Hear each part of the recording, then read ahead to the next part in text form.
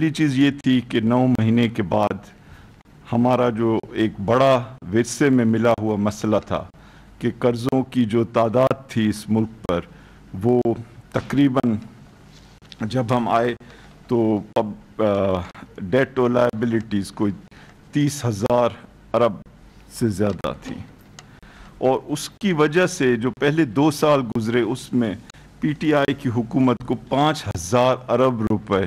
قرضوں کی مد میں واپس کرنے پڑے۔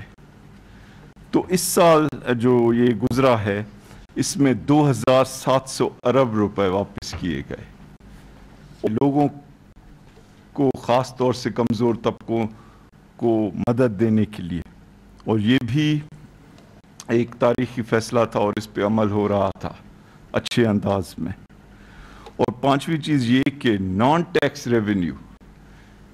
جن کا ٹارگٹ 1100 ارب تھا اس کی مد میں 1600 ارب حاصل کیے گئے، اور یہ بھی ایک بہت بڑی کامیابی تھی اس حکومت کی۔ اور ان تمام چیزوں کی وجہ سے ساری دنیا پاکستان کی پرفارمنس کو سراہ رہی تھی۔ آئی ایم ایف کے بورڈ نے پاکستان کی پرفارمنس کو سراہا،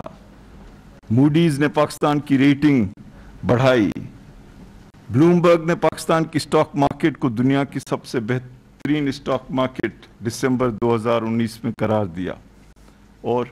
ان تمام چیزوں کی وجہ سے ایک اکانومی میں استحکام تھا،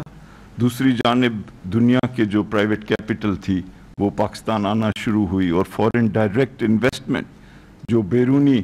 انویسٹمنٹ آ رہی تھی پاکستان اس میں کوئی 137% اضافہ ہوا، یعنی دگنی سے بھی زیادہ ہو گئی۔ اب یہ سب چیزیں ہو رہی تھیں، لیکن کرونا وائرس آیا اور اس کی وجہ سے معیشت کو نقصان پہنچا۔